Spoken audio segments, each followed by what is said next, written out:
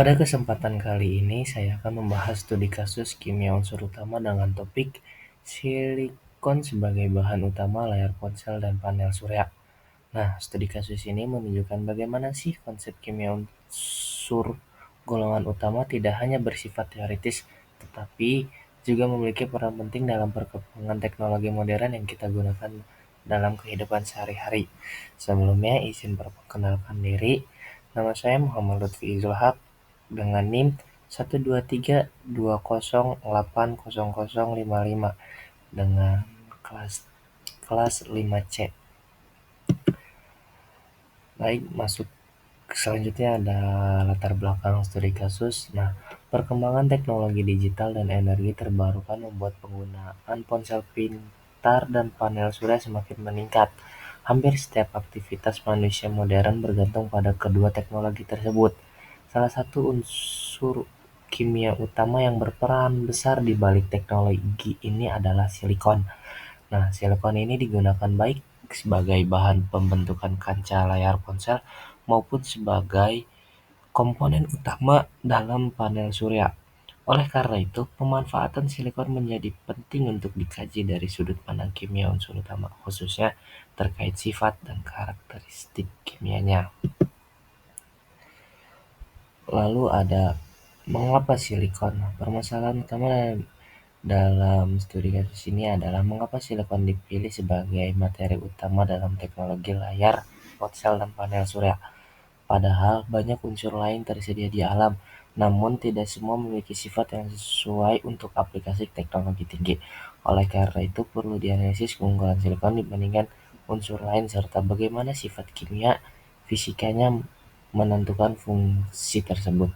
Analisis ini menjadi dasar untuk memahami hubungan antara konsep kimia unsur dan penerapan dalam kehidupan sehari-hari. Nah, posisi silikon dalam sistem periodik.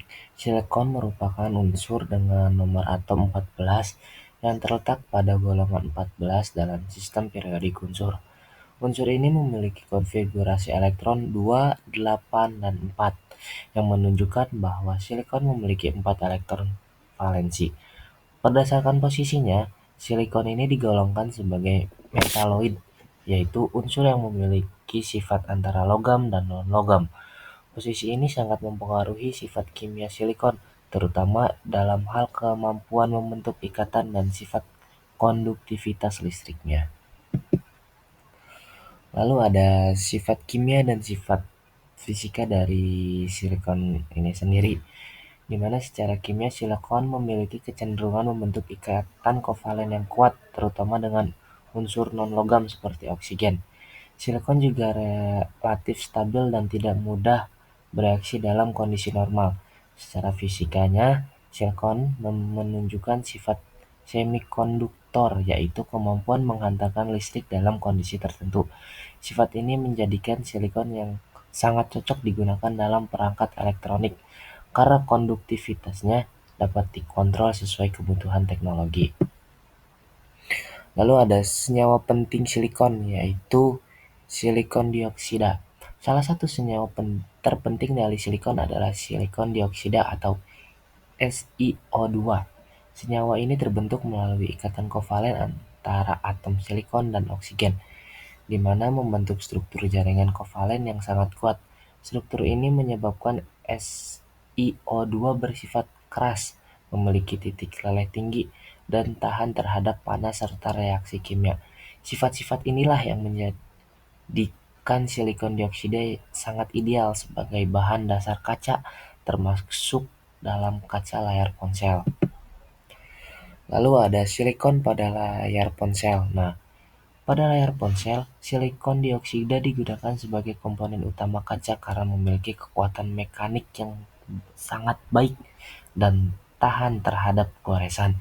Selain itu, sifat stabil dan inert dari SiO2 membuatnya aman untuk penggunaan jangka panjang.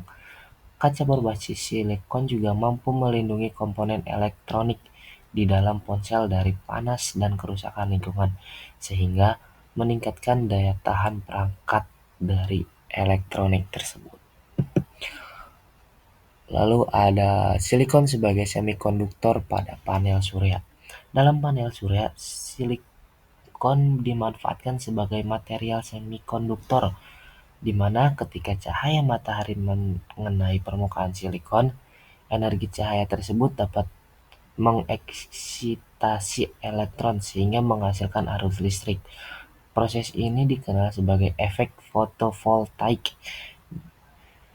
Keunggulan silikon ini terletak pada celah pita energinya yang sesuai untuk konversi energi cahaya menjadi energi listrik secara efisien, sehingga silikon menjadi materi utama dalam teknologi surya.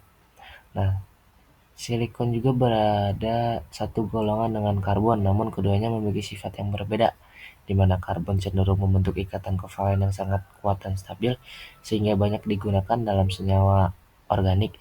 Sebaliknya, silikon memiliki ikatan yang lebih fleksibel dan menunjukkan sifat semikonduktor. Perbedaan ini menjadikan silikon lebih unggul untuk aplikasi elektronik, sedangkan karbon lebih dominan dalam sistem biologis. Nah, untuk kesimpulannya yaitu berdasarkan studi kasus ini, dapat disimpulkan bahwa silikon sebagai unsur golongan 14 memiliki peran yang sangat penting dalam teknologi modern.